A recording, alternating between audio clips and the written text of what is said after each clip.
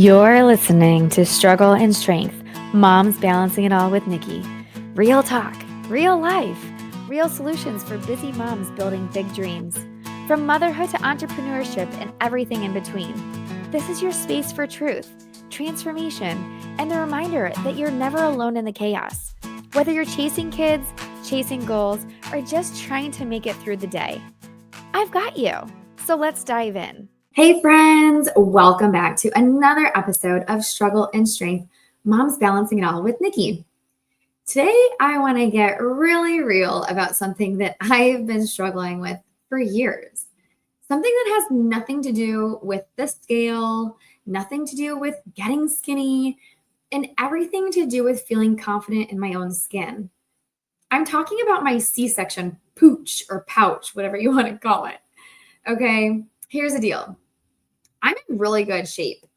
I eat clean. I run like 2 to 4 miles about 3 to 4 times a week. I've got a 4-pack on top, toned obliques. I weigh 110 pounds. I'm 5'2". And yet this lower belly section will not budge. And I know I am not alone in this battle. For me, it started with 3 C-sections back to back, and they were not planned. I had one April 2015, September 2016, and one January 2018. My body went through a lot. And no matter how disciplined I've been, this stubborn area has been a constant reminder. And the other day, I caught myself looking in the mirror, sighing at that little pooch. And my daughter looked up at me and said, "But mommy, you've been working so hard. You run and work out all the time. I don't understand." And honestly, that hit me. She's right. I've been working so hard, like going on runs with my kids. We come back and we work out. I do strength training and I try to rotate arms, legs, belly, abs. But some areas just aren't about the effort. They're about healing. And I never knew this. So my goal when I went into my first pregnancy was that even though I'm a pharmacist, I really don't believe in medications for everybody, right? Like there's certain times, yes, if you have a strep throat or you have sinus infection, okay, take the antibiotics. Obviously, if you can't control your blood pressure, your diabetes with diet and exercise and lifestyle changes, then yeah, you need medicine. But I wanted to have my kids naturally. And that's how I went into each of my pregnancies. And it's just like when you go into your wedding, like you have these expectations of how it's going to go. And I guess it's the same thing, like as your wedding is, you just have to be prepared for the unexpected. And so I went into labor. My water broke. It was like 3:30 in the morning. It was unexpected. I was 5 days early, 40 that was 6 days early. And I had no idea what was going on. All I knew is that I woke up and I felt something burst, and then I went to the bathroom and all this stuff came out. And I was like, okay, well, I guess that my water just broke. So I'm like super excited, like unexpected. We were having terrible storms. I called my parents at 3:00 in the morning, say, hey, can you get here? They were in Rochester, New York. So they tried to catch their plane flights all day long to get there. I get to the hospital, like I'm walking around. We had 2 dogs at the time. And I remember thinking, okay, we have to feed the dogs. We got to let them out, do all this. My dad's like, aren't you going to the hospital? I was like, yeah, but I mean, it doesn't have to be like right now, we'll go. And our hospital was about 30-minute drive from our house. At 3:30 in the morning, there's not a whole lot of people out. So we could get there fairly quickly before the 30 minutes, I'm sure. And that's what I was thinking in my head. And then I thought, oh my gosh, this is going to be so incredible. I'm just going to go through the labor, and I was so excited. And I really didn't have any kind of contractions at that point.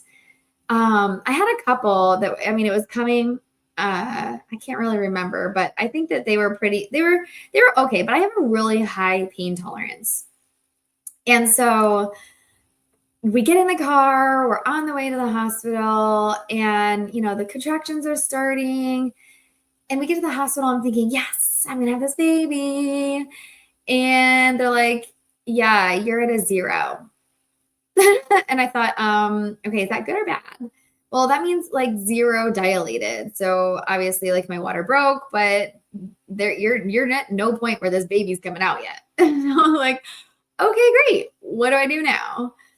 Well, so then, we brought or I think they had one of those balls that you could sit on. And so I sat on the ball and I was going back and forth, trying to do all the right moves to try and get things moving down there. And every time the nurse came in and checked me, which was the most painful thing, I'm not sure why, but I think the dilation checks are horrible. Like those were more painful than my contractions. And every time she came in and did it, it was at a 0. And I thought, what is going on here? I thought I was having a baby. My water broke. Like, isn't the next big thing? And so I went through 24 hours of that. Nothing. And so it was actually, let's see, 3:30. So it was like 18 hours of at a 0. My husband had to go get the dogs and let them out and feed them, of course, when everything started picking back up and the storms were starting to pick back up again as well. And so I remember I was clinging to the side of the hospital bed, just getting through my contractions, it wasn't that bad, but I was just fearing like what was next. And it got to the point where the nurse came in and told me, like, if you have an epidural, then usually that kind of speeds things along. And I was hysterical crying, not because I didn't want to ruin my plans of the natural birth, but because I was terrified of the needle. I do not like needles. I do not like shots. I don't like any of that. It was really hard for me to even get pregnant because that means like constant pricking and pulling your blood and all this stuff. And oh, that was the worst. And so I thought, oh my gosh, I can't do this. I don't want to do the epidural. I'm so scared. I'm so nervous. But I decided, you know what? Okay, anything's worth a try. So I got the epidural. And when they did that, of course, the pain went away. Thank goodness, because I could not stand those dilation checks. And just to find out I was at a 0. And then they thought, okay, well, you're still not dilating. So let's go ahead and start some Pitocin.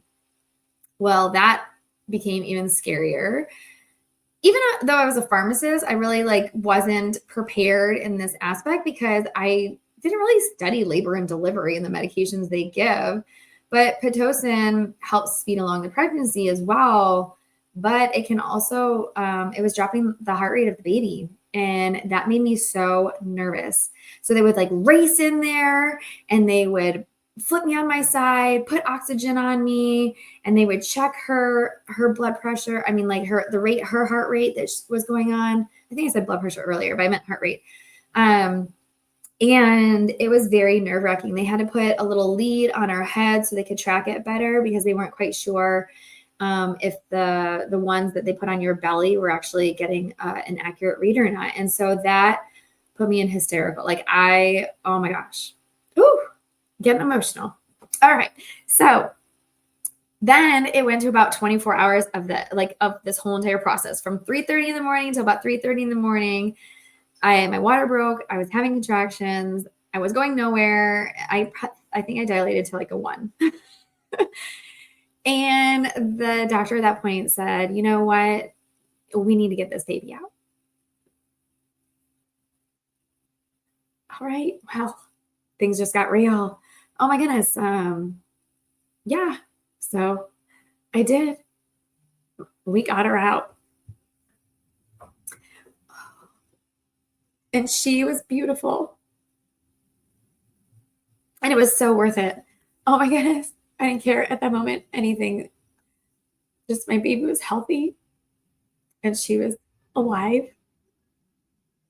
Oh, sorry. I didn't think this was going to happen, but it was a really emotional time to go through. Almost fearing that your baby could die right at the last second. You've carried her for that long.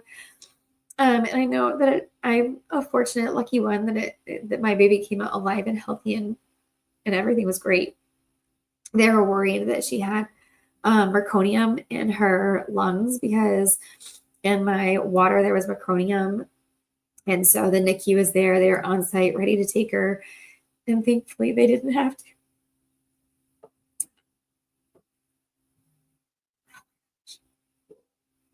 I'm so sorry. Man, I got to get it together. All right. Well, okay. Let's see if I can move on. What I didn't know at the time was that she was sunny side up. And I guess I'm just one of those people that just does not dilate. And I found out later that my mom was the same way. She never dilated either when they had to push the Pitocin for her as well. Luckily, she had 4 natural births. Well, I only had 0 natural births. And what I didn't realize that I should have is that with that big scar also comes problems later on that no one talks about. And I feel like when you go in, your biggest concern is the baby, obviously, but later on, like now, my biggest concern is what did this scar do to my body? And I wish I would have known at the time that I needed to do things to kind of help break up the scar. It's been 7 years since my last child. And what happened is that because I didn't dilate, I wanted to try for my second to be a natural one. And I thought, okay, things are going to be different. Although the only issue, and he tried to come early, like a month early, I started having contractions. And the unfortunate factor is that my doctor was like, there is absolutely no way he is coming out of you. His head was at like a 99%. And there was just no way. And so I had another C-section. That was only 16 months later. And then another 16 months later, I had another C-section. So my body went through a lot of stress.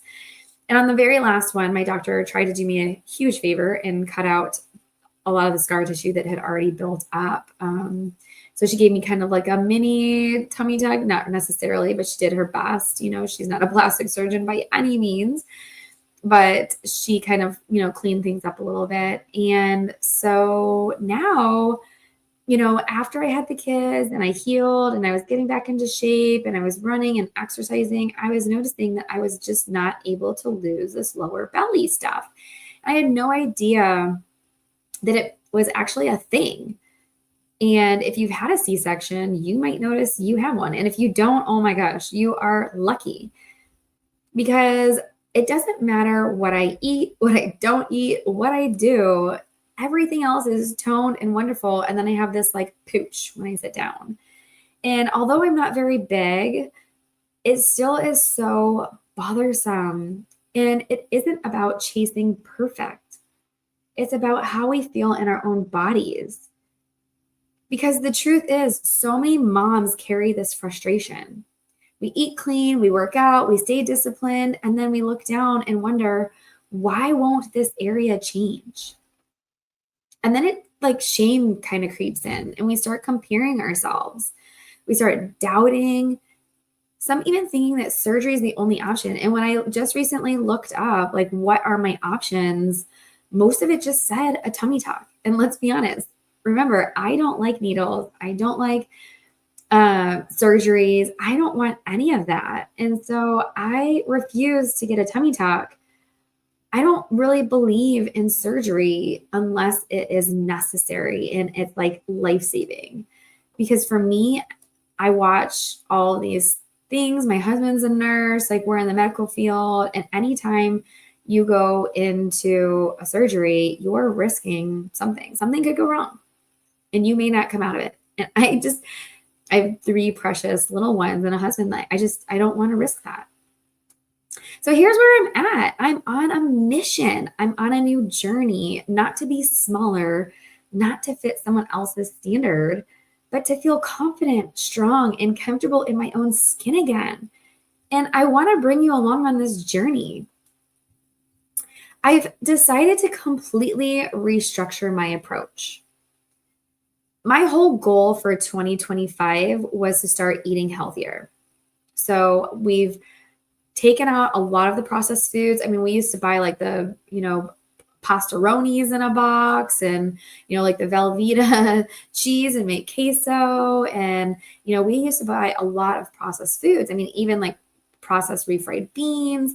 Now we try to make everything from scratch. And it started because I was on this mission this year for my goal to be healthier.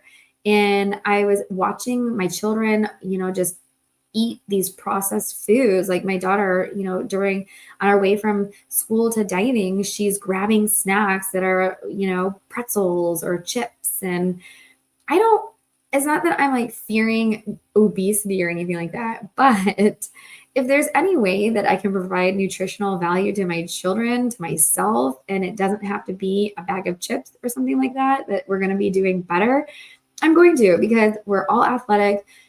We're all very well in shape. We're all, I would say slim. So I just want to make sure that we're doing a benefit to our bodies. And, if you think about life way back in the day, things are so different now. We put pesticides and chemicals on just about everything. And even those chips and that are in plastic bags, you have to wonder, is that plastic seeping into those? All the additives that they're adding into every single thing. Like, why is gluten such a big deal now? I just found out from one of my clients who makes supplements that it's because there's a chemical that they can put on to make the harvest grow bigger right before, like, it kind of like kills it so that it grows better. I think, I don't know, it's the way that she was explaining it. But that's why gluten allergies are so prevalent now, is because that extra chemical at the very last step is what people are allergic to. And there's so many chemicals everywhere. And I know it's like the whole thing, like you can get cancer from anything. I get it. But if I can avoid it, why not? Our foods are so different now than they were 20 years ago, 30 years ago. Okay, I'm 40 years old. So, well, I'm 43, but they're so different than 40 years ago. And so I want to get back into being able to know what is in my food. And so that's why we started eating. I wanted to get more protein. And so I was getting these protein balls from Sam's Club, and they were actually really good. But then my husband's like, you know what? I think I can make those. And so now he makes protein balls. And same thing with the refried beans. He's like, I think I can make those. So now he makes refried beans. And so every little thing that we're doing, we're trying to make it from scratch so that we remove everything else that we don't need. Because let's face it, our bodies, they have a really good feedback system. And if there's too much of something, they'll get rid of it. However, the processed things and chemicals that our body is not used to, it has no idea how to get rid of that. And so now it just stays in our bodies. And that's why people are doing these detoxes. And like I drink a detox tea every morning. It's because there's so much junk that is building up in our body. We have no way to get rid of it. And for nutrition, not that we were eating bad. Like I said, we've been making all of our meals. Like we eat pretty healthy. But I used to, before this week, wake up and I would drink my tea. And then like mid-morning, I would eat a protein ball. And then like lunch, I would have a protein shake the protein shake's like my dessert because I crave chocolate sometimes. But I would have lunch, that we made leftover lunch from dinner, which would be something like maybe a chicken taco or, like chicken beans and rice, something like that, to that effect. And then we would have dinner, and we switch out between like hamburgers and spaghetti and green chicken chili and tacos. And I mean, all of the stuff that we make ourselves from scratch. So we go to Sam's Club, we buy all the meat, put it all together. And, of course, vegetables, but we were eating a lot of like pastas, rices, things like that as well. And so I've kind of researched how to get rid of this pooch. And it suggested actually that the one meal I wasn't eating is the one meal that I should be eating to get my metabolism, my metabolism going in the mornings. And start building that, and then, slowly decrease the amount of food that you're eating in the evenings, which I was doing the opposite. I was not eating in the mornings and then eating in the evening and then going to bed, which is the worst thing you can do. And then, of course, because my kids' activities are going till so late, we weren't even eating dinner until 9:30, 10 o'clock at night. So then think about that. Then I have my most food in my belly at 9:30, 10 o'clock at night. I'm not doing myself any kind of favor. So lo and behold, that pooch is not going anywhere. But I've been doing a lot of research and figuring out what is the best way to lose this belly fat. And there's some suggested exercises, which I haven't done this week, and I'll tell you why. But there's also some thoughts about that, and that's loading up your protein in the morning. So I started making these new breakfast omelets, and they're amazing. Now, I was so worried about eggs. It said eat eggs in the morning, and I thought, oh my gosh, I was eating eggs last year, but we were also eating like fried foods and stuff. But my cholesterol, I have a family history of cholesterol issues, and my cholesterol was not so great last year. And I thought, okay, there's no way I can eat eggs every morning because the cholesterol buildup. Well, then when I got to Sam's Club and I was going to get the eggs, I then saw the egg whites and I thought, you know what? There's zero fat, there's zero cholesterol, and they give me all kinds of protein. Why not try it? Oh my goodness, that was life-changing for me. I can't even tell you. This recipe is so amazing. I have made these omelets every morning. Oh gosh, when did I go? I went to Sam's Club on Wednesday. So I started on Thursday. So Thursday, Friday, Saturday, it's now Sunday. I've made it every single morning, and I can already tell a difference in the bloating because I now can feel that my belly that I was having issues with, my C-section pooch, I can actually feel that it's not as flabby as it was. And I can actually feel some toneness that I couldn't feel before. And I had this extra skin that was flopping around. So with just what I do is I got these mini squashes, mini cucumbers, the cherry tomatoes. I've got these mini bell peppers.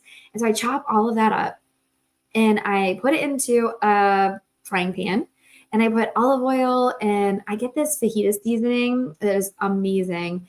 And it's in a white jar. You can get it at Sam's Club. It's called fajita seasoning. I think it's from Bolner or something. I don't know what the brand is, but it is so yummy. It has a blend of things in there, like salt, garlic salt, pepper, all that kind of stuff. Although I also put garlic salt as well. But let me see if I can find what the brand is for this fajita seasoning. If it'll tell me, I don't know. Okay, well, I'll have to come back on that one. But oh my goodness. So I do that. Oh, it's Bolner Fiesta brand. And it is so good. I put that on everything. I put it on all my meats, everything. And it flavors them. It makes them so moist and juicy. So good. Side note. Okay, so I saute my vegetables and then I pour in my egg whites. Now, Sam's Club sells a 6-pack of egg whites, and each box has 6 ounces, fluid ounces of egg whites in it. Well, 1 cup is it has 12 fluid ounces in the box because 1 cup is actually 6 ounces. And so I've been pouring in 6 ounces of egg whites, which is 1 cup, which in 3 ounces, I keep getting mixed up because the box says the serving size is 3 ounces, but the cup is actually 6 ounces. Is it 6? Yeah, 6 tablespoons. I know that. Maybe it's not 6 ounces. Okay, 6 tablespoons. The serving size is 3 tablespoons, and the cup is 6 tablespoons. Sorry, I think I'm misspeaking. But anyways, okay, besides the point, getting off on a tangent here.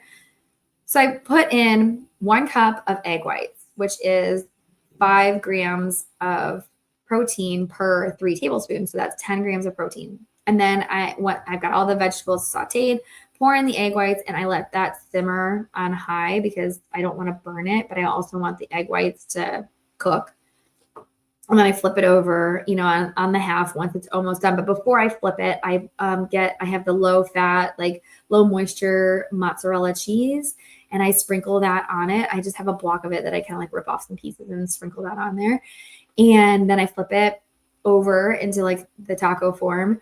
And and then I have I forgot that this morning. I have half of an avocado with it. Oh my gosh, it is the best. Actually put salsa with it this morning. It was so good. And I can't tell you, it's a different kind of full. It's like I'm so full after I eat this protein omelet that it lasts me. I usually eat it around like 9:30. Well, actually 9:30, 10-ish. And it lasts me till like 1. I think on Friday, I didn't eat anything until 4 after I ate that. I was so full. Oh my goodness.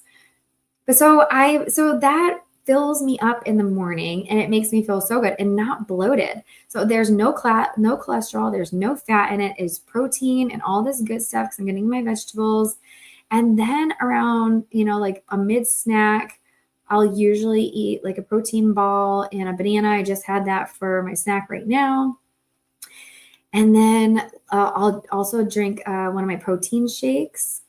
And then I have for dinner, I've been doing, oh my gosh, I got ahi tuna at Sam's and it was so good. And then we did tilapia on Friday, even yesterday. So we went out to dinner lunch, I guess you could call it, at 3:00 for my dad's 80th birthday. And we went to a Mexican restaurant. I thought, oh my gosh, I'm doing so well. And now I'm going to ruin everything. But it didn't. And I think it's because that meal that we had at the Mexican restaurant lasted me like literally all day. I didn't eat anything else. I did have some wine, but yesterday was kind of like my cheat day. And I can tell you, my pooch is not puffy after yesterday, which is very surprising because you eat the chips and salsa, and I ate fajitas with my daughter and that with the tortillas, so I'm indulging in things that I thought, okay, I'm not going to be able to eat this anymore. And it's going to be really upsetting because all I can eat now is just healthy food. And I want flavor. But let me tell you, my egg white omelet is so tasty, delicious. And usually health food is like, it's like kale and you're just like, oh my God, I'm chewing on like spinach. I'm chewing on kale and it's so tasteless and whatever. But no, it's actually really good. And I don't feel the bloat like I felt before. I'm telling you right now, like I'm pushing on my tummy and I'm not really even like flexing and I can feel the muscle underneath. And it's so exciting. It's only been 4 days and I haven't done any ab workouts or anything. I ran 4 miles yesterday, but that was it. I didn't do anything else the rest of the week because I think I passed a kidney stone this past Wednesday. And so I've been trying to relax my body and recover so that I don't have that burning feeling anymore because that was the worst. But I'm just really excited with where I'm going with this journey. And I'm rethinking my routine about my workouts, trying to be more specific towards this area. I was previously, but I think I was doing the wrong things. And so I've been researching what kind of exercises that I need to do in order to help with this poochy area. There's also these things called scar massages, which I had no idea that I needed to do. And that's what I kind of wish I would have known before. There's a method called cupping or even scar massages where you take oils and stuff and you try to break up that scar tissue. I've never known that. I wish somebody would have told me that because if they would have, then I could have done that after each pregnancy and delivery when I got the C-section. And then all this time I could have been working on it. It's going to take a while, I'm sure, to break up all that scar tissue. It's been 7 years of 3 back-to-back C-sections, all 16 months apart.